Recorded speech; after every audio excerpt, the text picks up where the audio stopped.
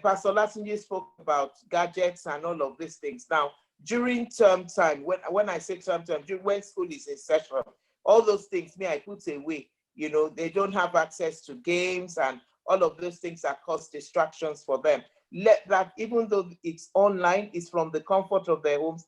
Please, let's continue to encourage that those things are also put away. Let the child feel that the only difference is that I am learning from home, but let the child still have the same sense of I am still in school, quote and unquote, so that you continue to encourage that child. And what is important is let's not forget that that child is away from their friends. So we also have to we're dealing with the academic on one side, but let's not forget to deal with the social skills on the other side. So when the child is online with his or her, encourage that child to at least later they can, I know that some schools have like break time in between the lessons. I want to hope that that break time, they also use it to do a bit of interaction between the children. It's not the time for you to pull the child out and say, oh yeah, come and go and do something else, or go and do. Let that child interact with his or friends at that particular time. I think for now, I'll just hold it there. Thank you very much. Thank you, Mrs. Terry. Thank you very much. And I think at this point, we need to know what is really digital learning. And I'd like to ask Mr. Kumaya. I'll bring Mr. Kumaya in at this point. Mr. Kumaya, what is digital learning? Thank you very much. Good evening once again to everyone.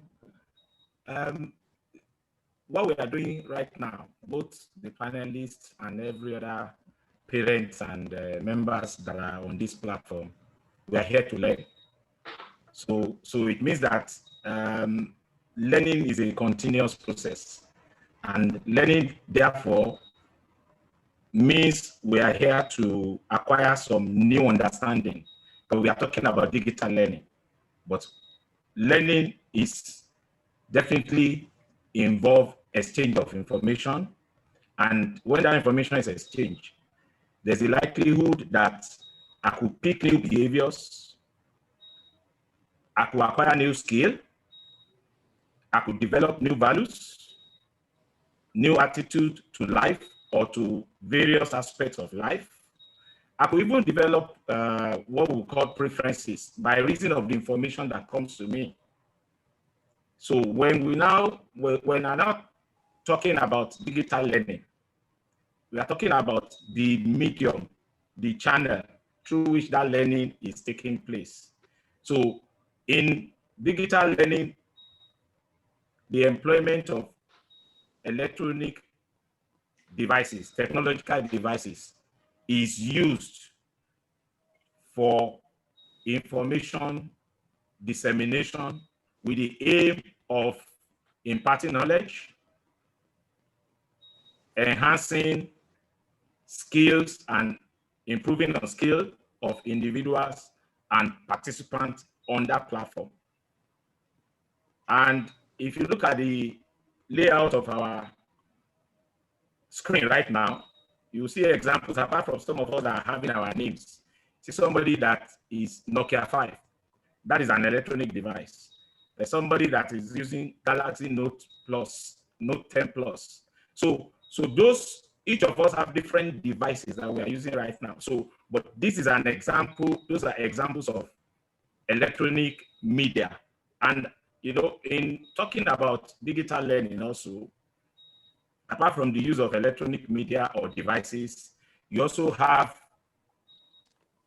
having to use other applications which may be running on the electronic media or other hardware devices. So, for example, digital learning can also be disseminated making use of radio, which is an electronic medium, or television.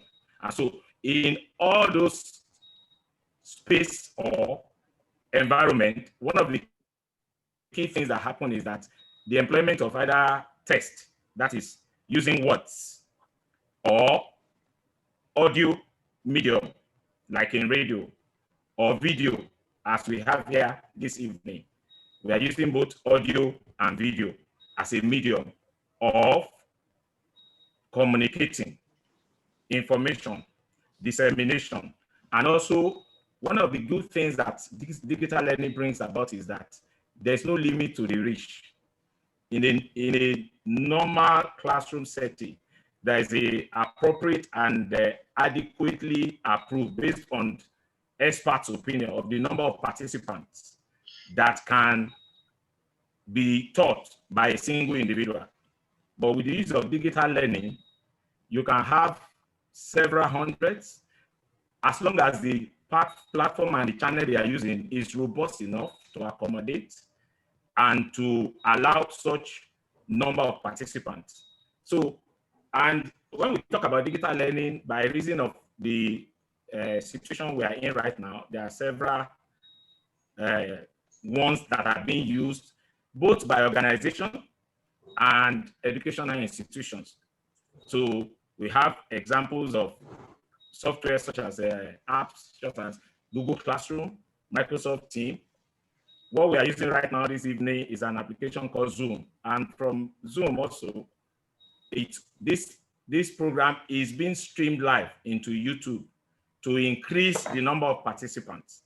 So digital learning is summarily leveraging on technology to allow people to acquire knowledge.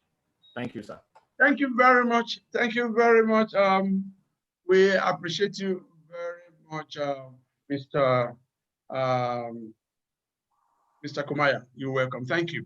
Thank you, Mr. Kumaya. And I think from here, we should then be asking Mrs. Adekoje, what are the emotional and social challenges faced by children in digital school system,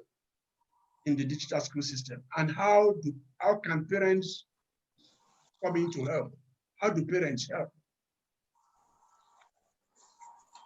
Thank you very much, Mr. Popola. Well, as parents, the overall health of our children is our responsibility. And so we must pay close attention to their emotional, social, intellectual, and physical well-being.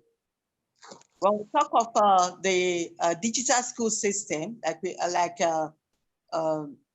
Mr. Kumaya have said, and Mrs. Taiwo also, mentioned the issue of the digital school system.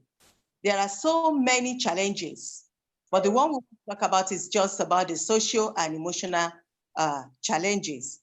One of such emotional challenges that could arise from a digital school system is the issue of low self-esteem. And when I say low self-esteem, this could be brought about because of the unethical, action or inactions of a teacher on the learning platform. For example, if a teacher display the work of a child, that is poorly done, and then you display it openly, and then the next time you ask the child to turn in his or her assignments, the child may be feeling reluctant to turn it in. And then the mother may not know and be questioning the child, why have you not turned in your assignment? But the child is afraid. He or she doesn't want an open show of his weaknesses. So the feeling of isolation, those are children that are used to waking up in the morning, going to school, interpersonal relationship with their peers, but now they have been the school have been shut down physically and they have to be isolated. And there could be anxiety of not knowing what next to do. There could also be depression. And when you talk of depression could come from a high expectation, a shattered hope. When we talk of children, some of them look forward to celebrating their birthdays, even in school. Hey, I'm going to be 10 in June, and they look forward to, that interaction. That now June comes, and he or she is not able to do that. that may become an issue. Then frustration, maybe due to poor network, the child is not able to connect to the classroom online as at when due because of poor network and poor connectivity. Like I said, also, the professionalism of the online teacher could also have a negative rub-off effects on the emotional state of the child. Then when we talk of social issues, this could include inability, just like Mrs. Taiwo mentioned, inability to stick to a routine, to a regimented routine. Here is a child who is used to know that travel from home to school is an excitement on its own, but now that has been cut off. So the child is socially cut off, and he or she is regimented to wake up, take your gadgets, sit down in a particular place, do your assignments. Then this prolonged social distance could also be a challenge. It may affect learning for a child who our children, they have different learning styles. For a child who who learns through demonstration, through active participation, through interaction, this could be a challenge. You want to express yourself, you want to speak, you are not able to communicate effectively. So that also could be a challenge. Then the issue of distraction. There are so many things that could pop up, even from the gadget being used, unsolicited advertisements. That's a kind of distraction. The divided attention on the part of parents. There are times the parents needed the child may need the attention of a parent. And sometimes some children are even driven to the office of the parents because they think that in that place they will have a better network. But when you get to the office, you find out that the father or the mother is engaged in another assignment, and the child is left on his or her own. So divided attention from parents, and then at home too. Parents too, although at the initial, parents who are working from home. And so they also have their own targets to meet. And then the issue of communication issue could also be a challenge, a kind of social challenge that could emanate from digital system of learning. Now, how can parents support? How can parents help? Mrs. Taiwo has dealt with some of the things that parents can do to support these challenges that could arise. One, the first thing that parents could do is to manage your own emotional challenge first, because you cannot give what you don't have. We'll be telling ourselves a lie if we say that we don't have our own internal anxiety, we don't have our own fear, we don't have, So there is need for you to be able to manage your own emotional stability first. Then you'll be able to support that child. Then no blame games. Keep your anger in check. Then you need to communicate. You need to dialogue. You need to ask questions about what the child is doing, challenges the child is facing. Although you may not be a jack of all trades, but show the child that you are there. Then share positive information, because they are being bombarded to clarify issues with the child through active and age-appropriate communication. Then as a parent, Mrs. Taiwo mentioned this. You want them to wake up, don't lay back. Demonstrate, model as parents the outcomes that you want that child to achieve. So provide a good mentoring, be a good role model. When they need to wake up, you wake up with them, share issues with them, give them. Thank you very much, Mrs. Adekoje. Thank you. I think you've really dealt with the question. We appreciate it. Thank you very much, Mrs. Adekoje. Thank you. And then let me now turn to Mrs. Taiwo. Mrs. Taiwo, with the advent of digital learning, you as a parent consider homeschooling as opposed to on-site learning? Okay, thank you. Thank you so much again, Mr. Popola. I'll take it from where my other sister, Ms. Dickness Adekoje, left off. And I mean, when we're talking about homeschooling and you're looking at online learning, it's about the same thing. Okay, but it's just that a lot of people, some people go for homeschooling as a permanent way of educating their children. I mean, this online learning we're going through is as a result of what we're facing right now all over the world. Now, in my own opinion as a parent, I don't think yet, let me say right now as we are in the world today, anything can compare to on-site education. And why do I say that? Homeschooling, some people prefer to homeschool their children, but I believe that those children will lack social skills in future because you're not also allowing your child to grow up with other children. The joy of your child growing up is when your child is growing up with other children, your child is developing their own friends from day one. Your child is allowed to make mistakes. Those kind of things will not happen when you shield your child in your home. And then what you find is that your children's friends are maybe children of your own friends. So you've already chosen the friends for them. Okay, now the good thing about parenting or the good thing about training a child is that children are allowed to make mistakes. Please let's argue about that. They are allowed to make mistakes, but how they come out of it is what matters. How you as a parent help them out of it is what matters. So you hear things like, just earlier on today, I was listening to a webinar. It was a prayer webinar, actually. It was a back to school prayer webinar.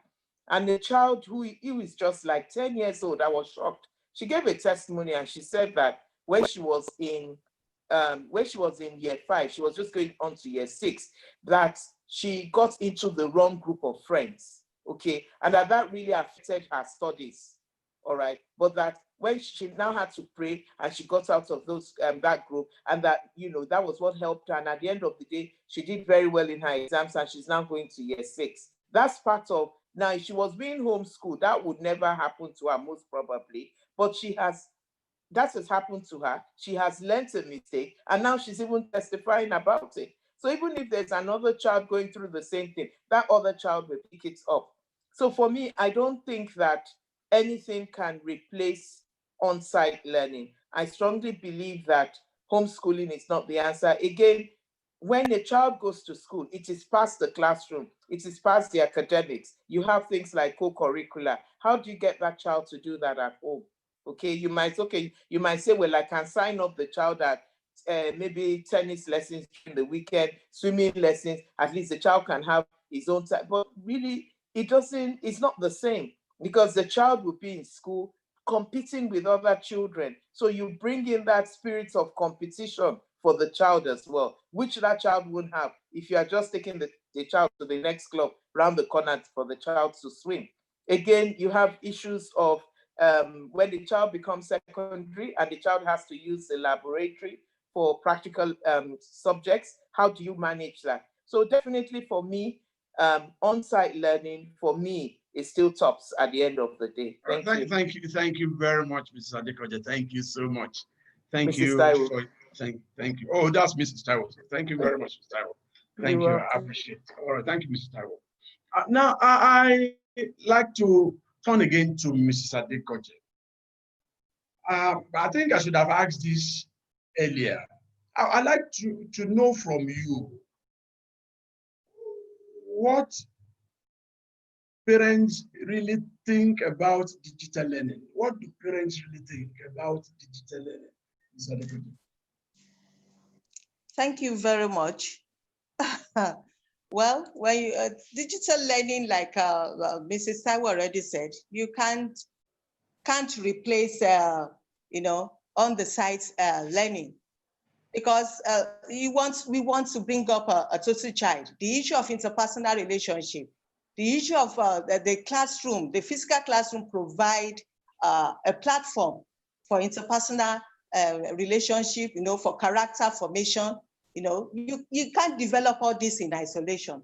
So digital classroom, for me, it's not, it can be a kind of flip classroom. You have your assignment is posted, work that could be done from home could be posted, sites that you want them to visit, but the physical classroom still plays a lot of role in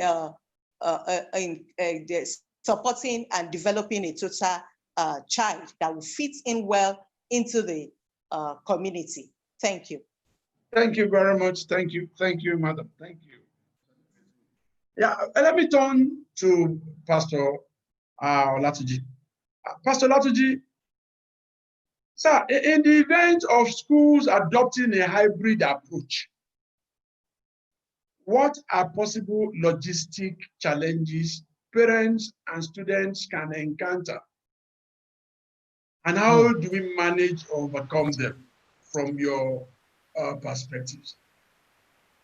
Thank you very much, Mr. Popola. Looking at the hybrid school, by the hybrid school, I believe you mean that is a mixed grill of on-site and online, in which case, maybe students will be asked to come to school, maybe years 3, 5, and 7 today on Monday, then years 1, 4, and 6 on Tuesday, and so on and so forth. And then they'll be having part of their learnings online, maybe some bits online, and some days in school, whichever way it comes out. I think, now, the challenges are many. In the first place, logistics for parents, because I also believe that, like me, many parents probably go to work every day. And if you can't go today, come tomorrow, go today, come tomorrow. So to be able to supervise the children, it may pose quite some challenges. Again, if you have maybe 2 or 3 children in a school, for example, and they are not particularly routine to attend school the same day, it may pose quite some challenges. Then if, for example, you have to stay with the children today to look through what they are doing, and tomorrow is the teacher, there may be a day you just lose track of which day a child is meant to be in school and which day. So your own life as a parent is actually seriously impacted by the hybrid school. Though the hybrid school is it will solve the problem of maybe children not being many in school at the same time, social distancing, all those things. But I think that's about all. So life is used to routine. When you get used to something, it becomes part of you. But in this case, there will be a lot of gaps here and there. It's going to pose quite a lot of challenges to both the students and the parents, especially in the area of logistics. Thank you. Thank you very much, Pastor. Thank you very much. Mr.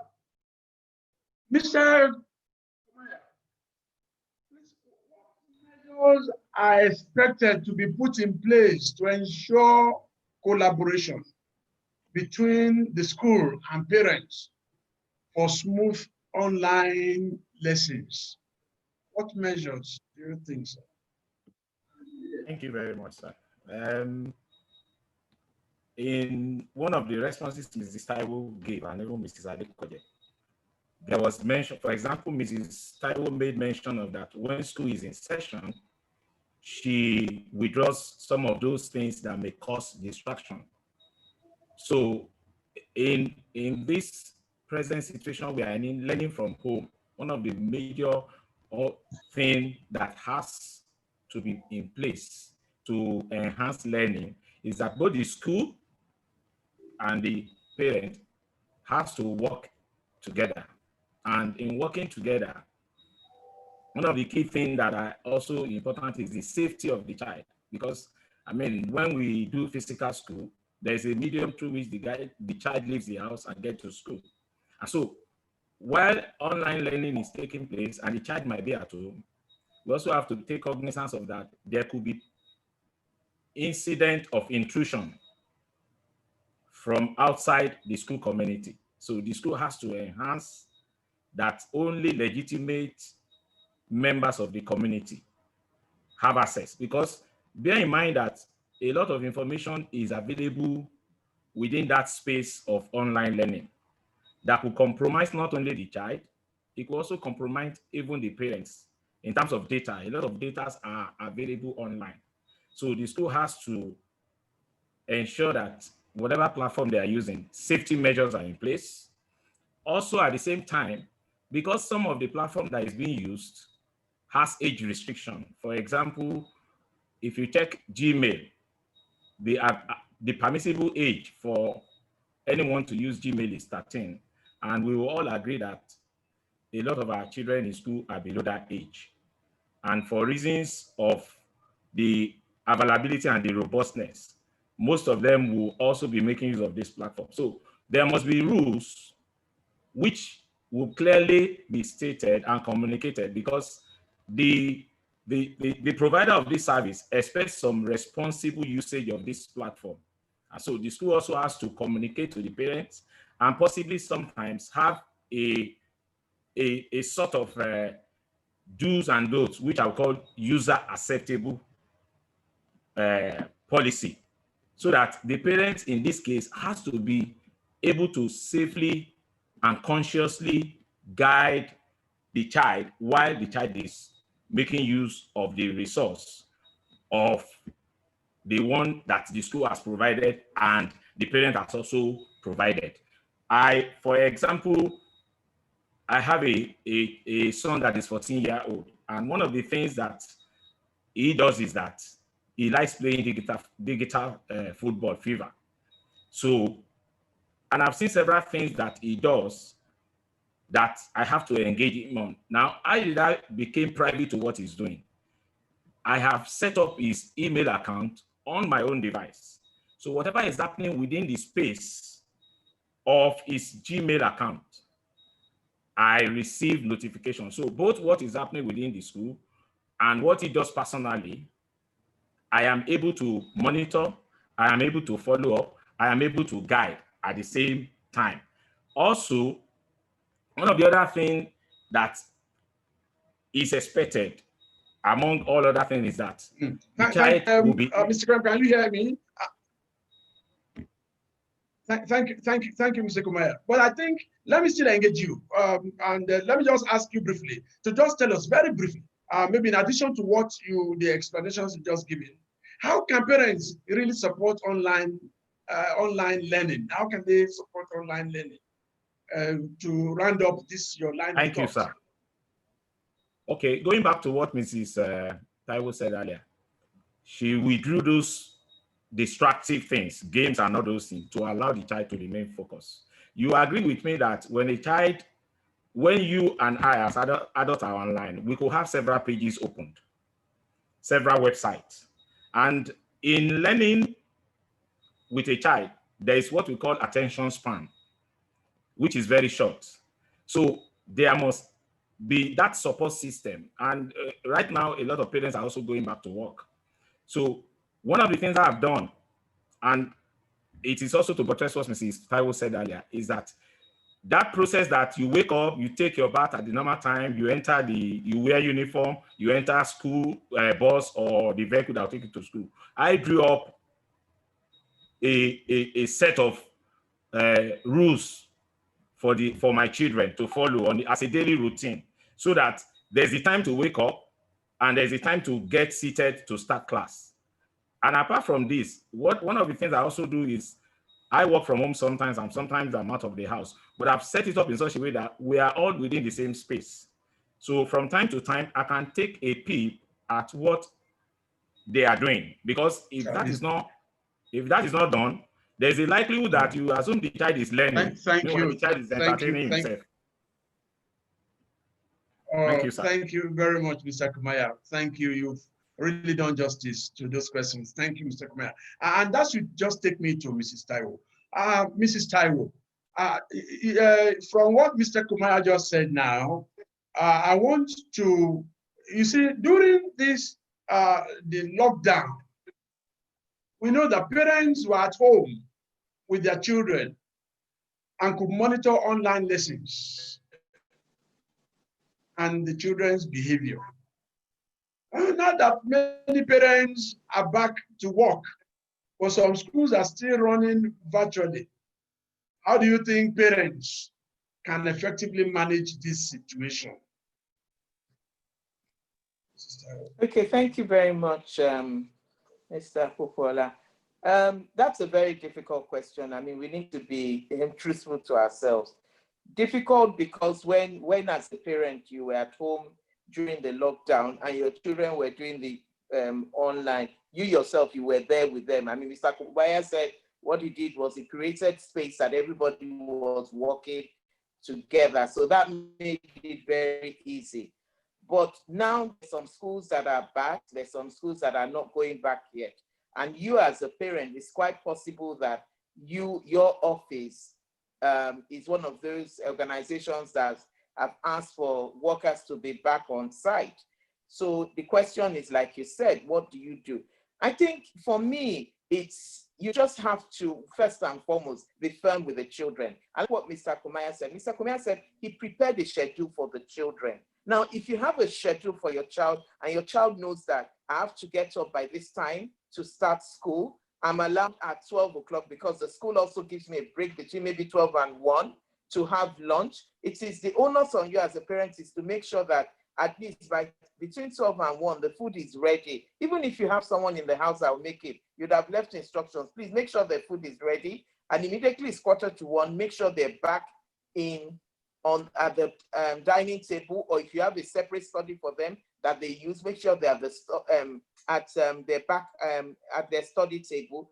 You see, it even gets more complicated when you have 2 or 3 children in the same room, under the same roof, going through the same online lesson. And you find that sometimes you might have to separate them. So you might have to put a younger one in a room by that, it's the younger ones to be in a place where everybody can see what they're getting up to.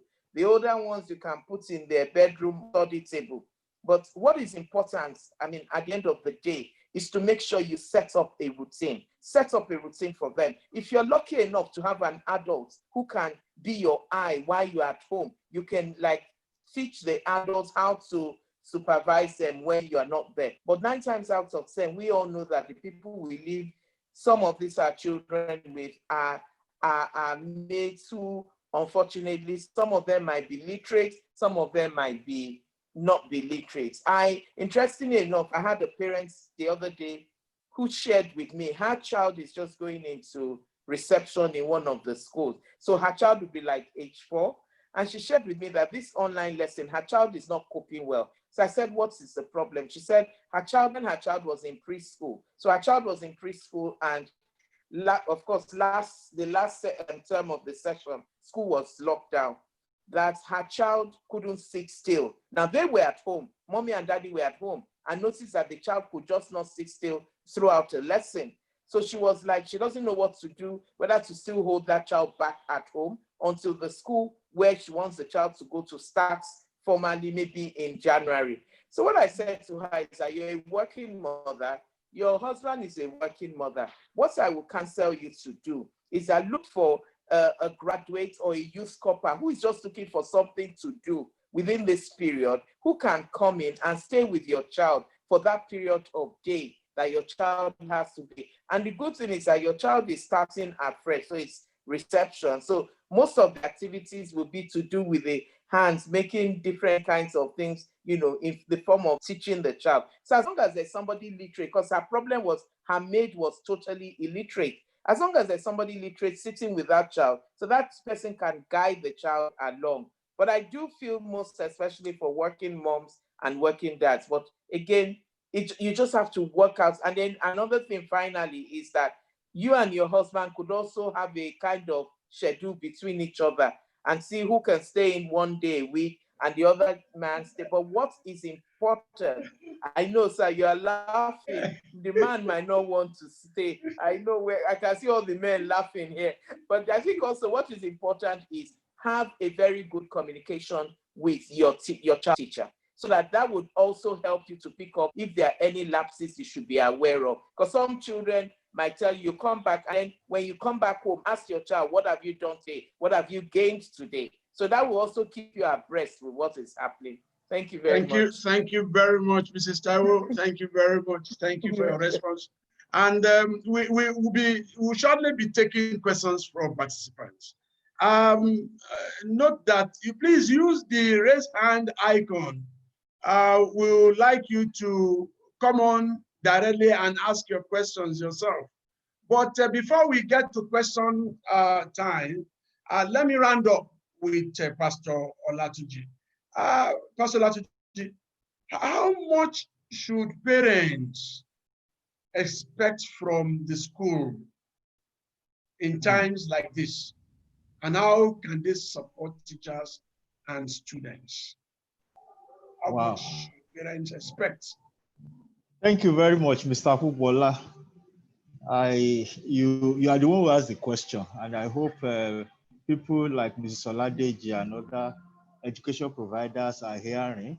I think the first thing I would expect as a parent is that fees be reduced if they can. And that's just by the way, I'm just joking. But essentially, what I think is going to be most important will be communication.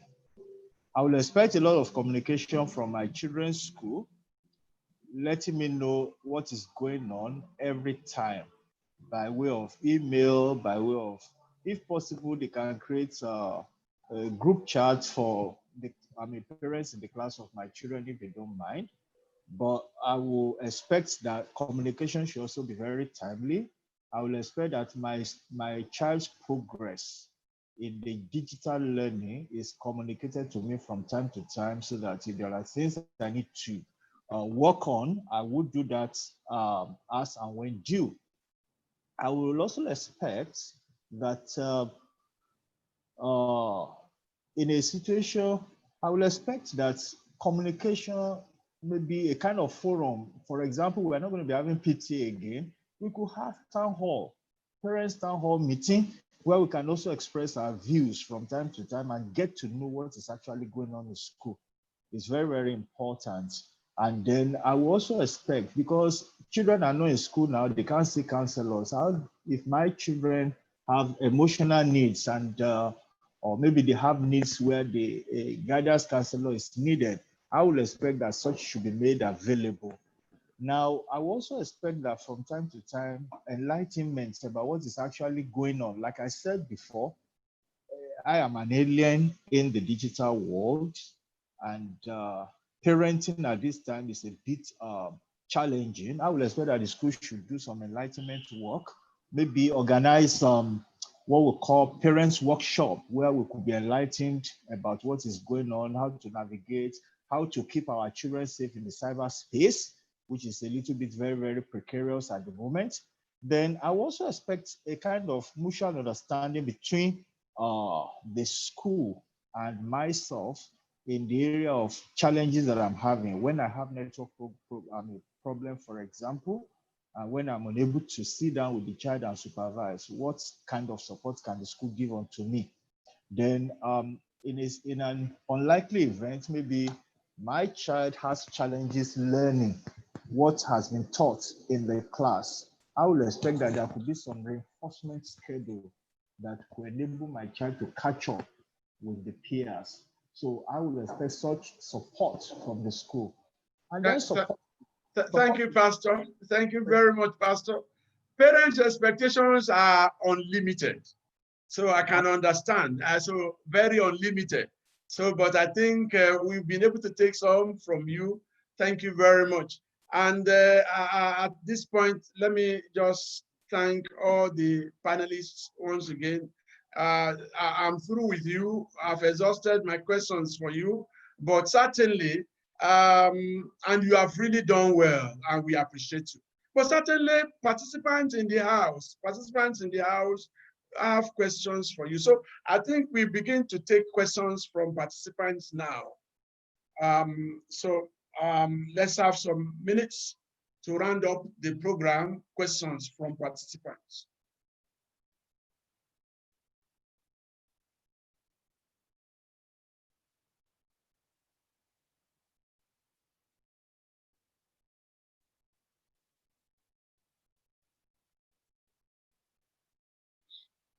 If any participant has any question, you can just unmute yourself and ask your question.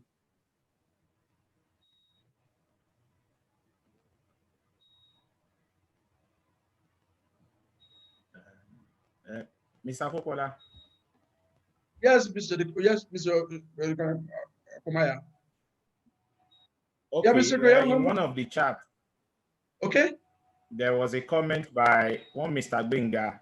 Say, I have a case where a child jailbreak the preventive app. Now, jailbreak means basically that, you know, for example, let me use iPhone.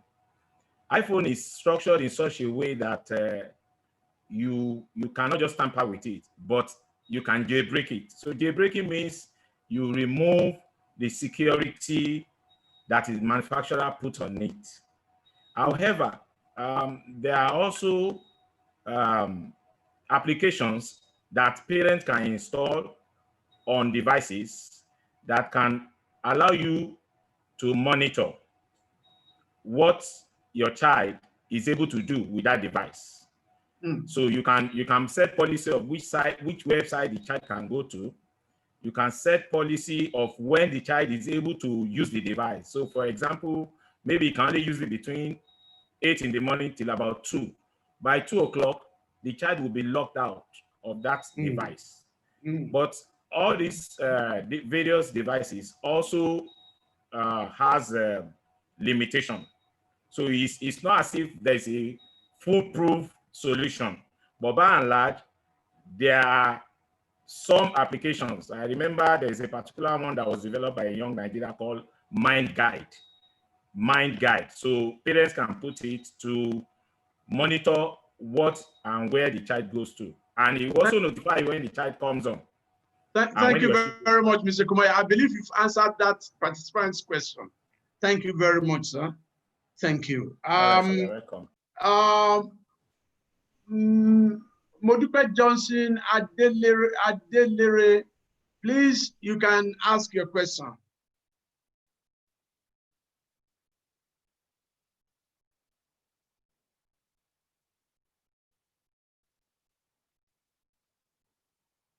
Madam Modupe Johnson Adelere, please ask your question.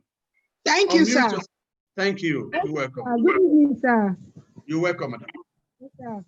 I'm of the opinion that some schools will be resuming. And me as a parent, I'm not ready to leave my children to go to school yet. But these children are eager, truly. What preferring a solution is probably they allow key stage 1 come today and probably key stage 2 on certain days too. So they should know how to regulate it so that there won't be a crowd and probably an onset of COVID-19 increase of patients again. So that's what I'm probably thinking about, and how to get it straight to our government so that this will be put in place is what we individuals don't have.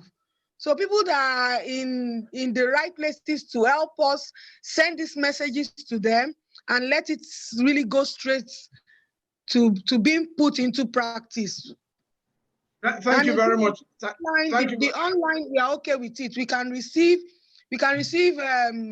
homeworks, we can receive notifications of work to do during the day work. We are fine by that. Thank you very much. Until the pandemic is over completely. Thank you very much, Madam Modupe.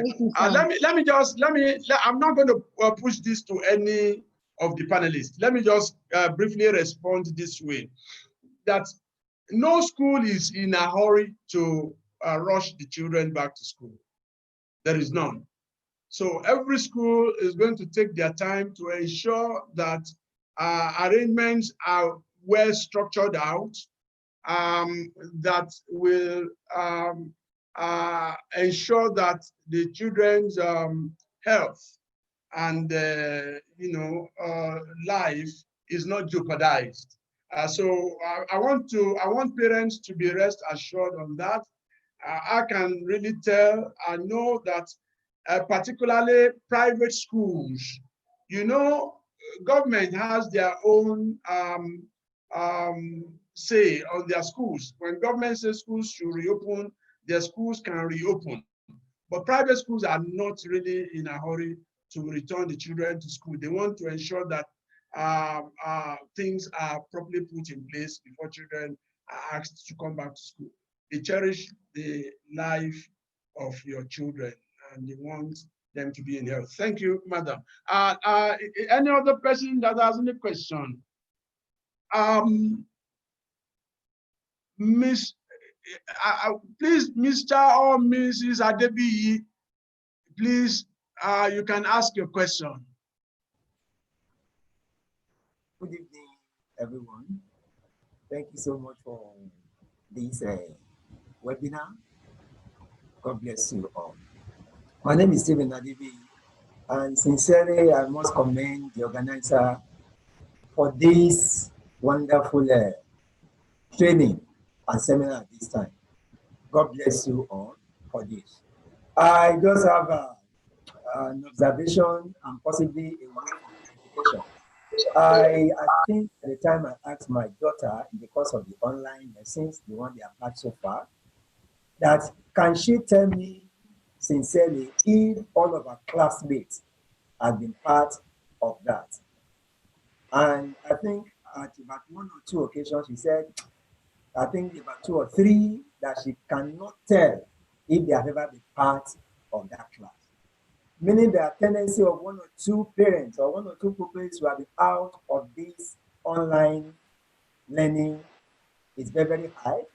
And the implication of that possibly could be that by the time we now return to this new normal of maybe hybrid, whereby some will be in school, when they are not in school, you are online. The implication of that, such that parents, for instance, that couldn't be able to cope with the digital learning, because sincerely, we still have that challenge. NEPA is there, data is there, phone is there, all of those things that are economically affecting us as a people in Nigeria. How do we manage this such that at the end of the day, no child will be left behind? Thank you very much. Thank you, Mr. Adebiyi. I didn't hear those questions, your question quite clearly, but I believe any of the panelists that heard you well can please respond to Mr. Adebiyi's question. Thank you. Okay, Mr. Akukola, I'll just say a few words. When the COVID started and there was lockdown, I experienced what Mr.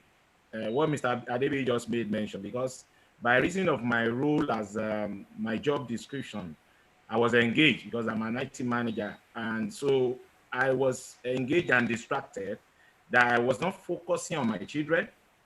My wife is a uniform personnel. She was on duty during lockdown, going 24 hours duty.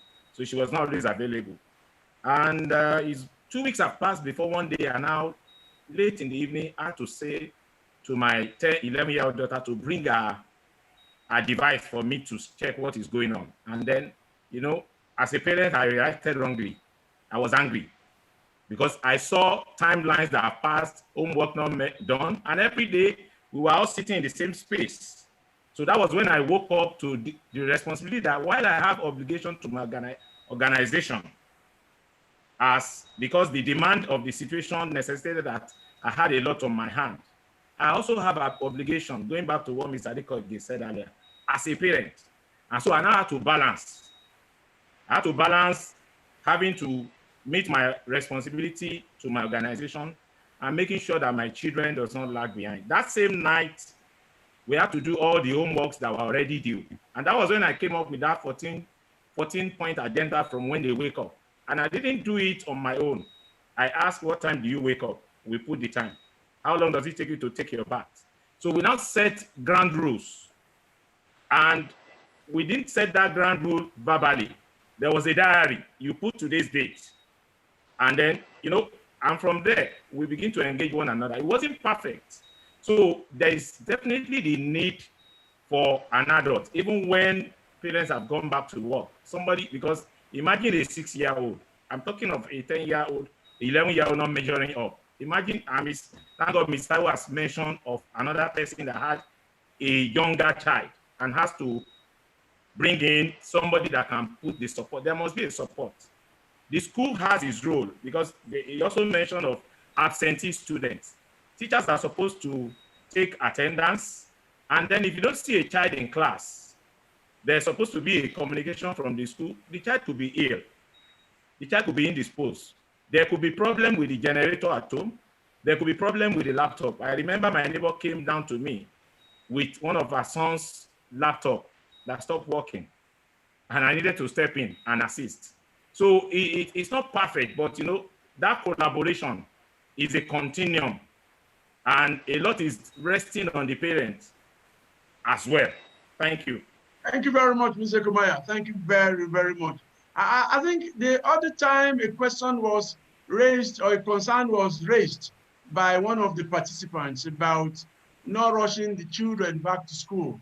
I responded, but I think I'm going to request that Mr. Adekoje, please, would you want to tell us about the government plans on that, in that area, about the government plans as regards how soon and what the government is doing to return particularly children in government schools to school. Thank you, Mr. Adekoya. Thank you very much, Mr. Popola. Well, what the government is doing is not secretive. We were all aware of the webinar, the training that was held on Friday by the Quality Assurance Office, talking about preparing schools for reopening. That was an eye opener, and we saw everything that was listed. There is need for school to get registered, and this has to do with both public and private school. So Lagos State does not separate public and private school. We all run the same calendar, although there could be some differential issue, but we all run the same, almost the same calendar in Lagos State.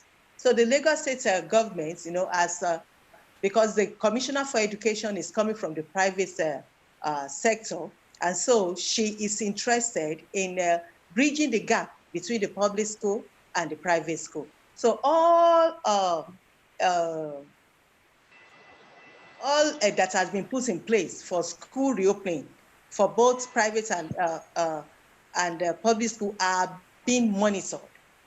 They are being monitored. There is the issue of isolation center, the issue of FB, the issue of hand washing, regular hand washing, training for teachers on the issue of social distancing, flipping of classroom, maybe there will be need. And then the governor, Mr. Governor, also made an announcement last week, announcing the dates for resumption for both for tertiary, primary, and secondary. And if that for tertiary was slated for scheduled for 14th of September, while that of primary and secondary from 21st of September, and that is a tentative date. So that's to show that if there's no decrease in the COVID-19 issue, there may be a review of those dates. So the government. Thank you very much, Ms. Adekoje. Thank you so much. You've responded very well to that. Thank you very much. I think lastly, I'd like to give Mr. Hassan the opportunity to ask his question if he's still in the house. Mr. Hassan, please, can you ask your question, please?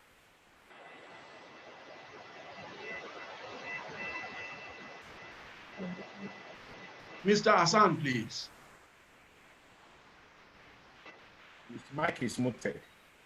Oh, okay. I think, oh, Mr. Hassan, can you unmute your mic and ask your question? Is he still here? Okay. Can you hear me now? We can hear you. Oh, good evening, sir. Good evening, sir. You're welcome. Thank you very much for organizing this very gathering. I can't thank you enough. You are a brother, and then all these days I will be thanking you. But the panelists, honestly, I don't know where you got them from. They are exceptional. I cannot even pick anyone better than the other, and if I'm to rate the four of them between the 1 to 10, I may give them above 10. So our panelists, you are wonderful. I could see that you are truly professional in this field of parental. My question and my commendations goes thus. I haven't heard from our panelists, and I haven't equally heard from the organizer of this program. You've wonderfully touched all areas of concern as far as I am concerned, and I believe that other parents here on this program will have gained tremendously from this program. Thank you, Mr. Bukola. You've done wonderfully well. Our teachers and the non-teaching staff in various schools, my concerns goes for them. They've been trained, agreed, but I think, and I want to ask that anyone among us who have direct contact to the private sector and the public sector in educational sector should try to at least get them more involved in training and retraining on how to handle the situation that we find ourselves now. This was never the situation before. Virtually, majority of us here present on this program will have been the old school virtually. We would have gone through the analog type of study on the side where we have direct contact. But the issue of offsite, which now brings about virtual learning, is as a result of this COVID-19 of a thing. Although some people may have been doing it before, but not as popular as it is today. Now it has become part of us. How will the children have that quality education of which we, parents of today passed through during our time? Like one of the panelists said, pardon? Hello, am I still with you? Yes, yes. Okay. One of the panelists rightly said that it is easy to take the children at the lower level, but when it comes to the higher level, let's say at the practical end of the studies, we cannot compare on-site to off-site. It is not comparable. So what am I trying to say? We will continue to bring the two together, hybrid, whereby on-site, off-site, but our teachers, our non-teaching staff to be trained and retrained to do more, and that value we expected for our children could be achieved for them. May God bless this organizer. May God bless the panelists. May God bless with the parents that equally find time to participate at this program. Thank you very much. Thank you very much, sir. Thank you. And I think, Mrs. Adekoje, please take that back to the government. You are closer to them, because Mr. Hassan has raised a very vital issue, the need for training and retraining of both teaching and non-teaching staff, I mean, of our schools. So please take that back to government. I'd like to thank very sincerely all those that have taken time to participate in this webinar. And I very well appreciate the panelists. You're very much welcome. At this point, I'd like to hand over to Niyi to round up the program at this juncture. Thank you very much. Niyi, over to you. Thank you.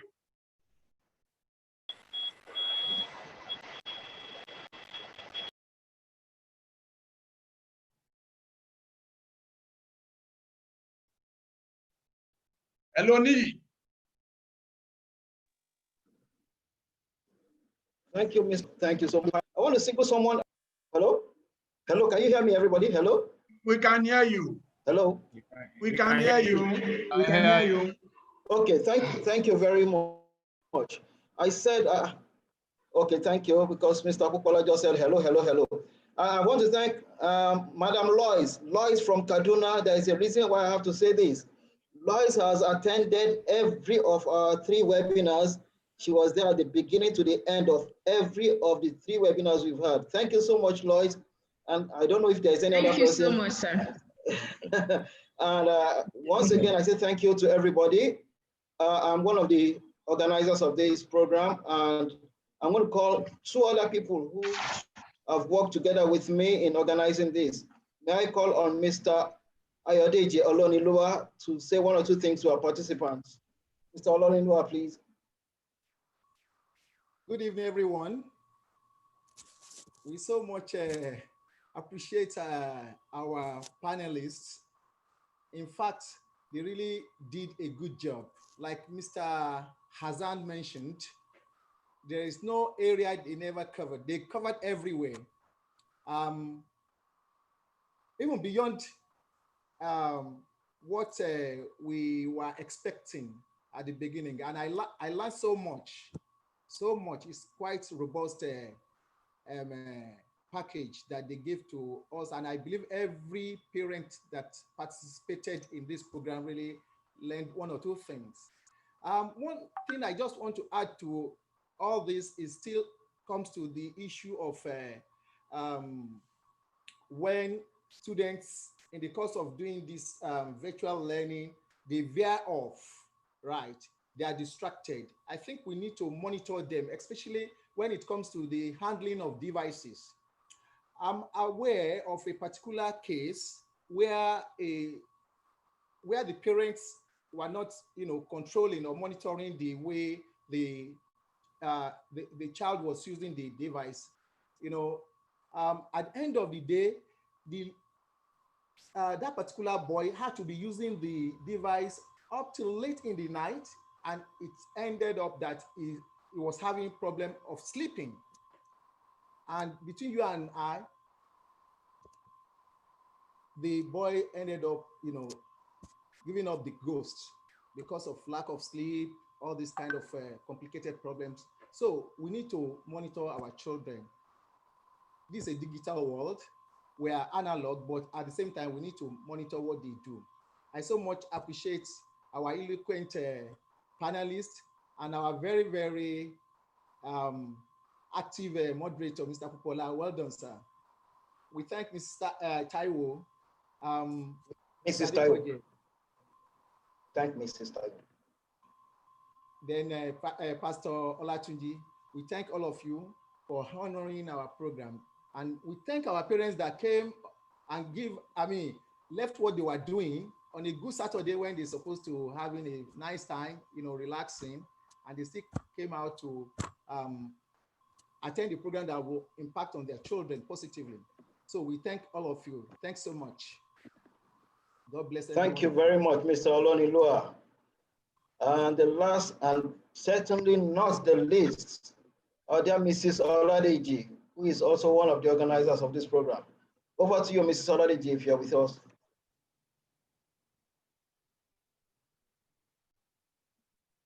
Is Mrs. Oladeji here? Okay, she is not. Okay, I thank everybody once again, and we hope to see you some other time. We'll definitely advertise and let you know when there is another program coming up. So we are all free to go at this time, and we say thank you, thank you, thank you. Thank you. Okay, bye-bye then. Thank you, bye. Thank you.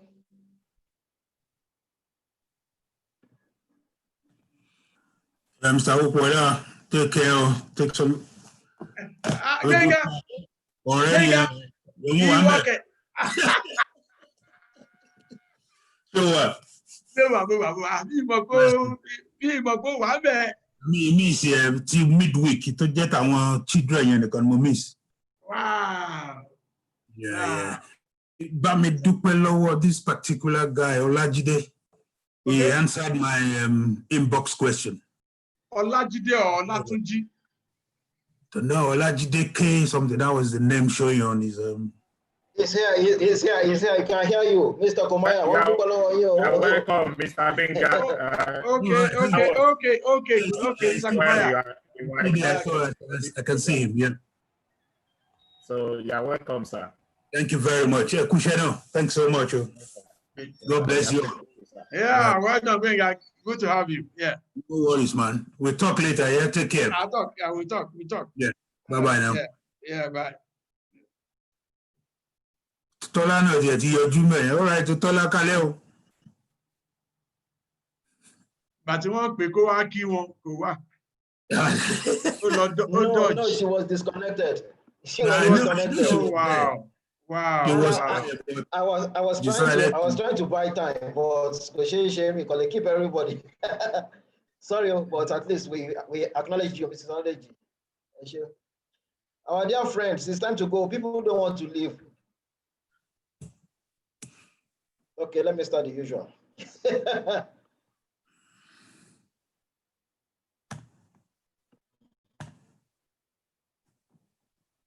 Thank you, Madam Odupe. God bless you. Appreciated. A lot of comments. You passed a lot of comments. I said you were with us. Yes. Abi? Yes, correct. And he was also there. Sorry, everybody.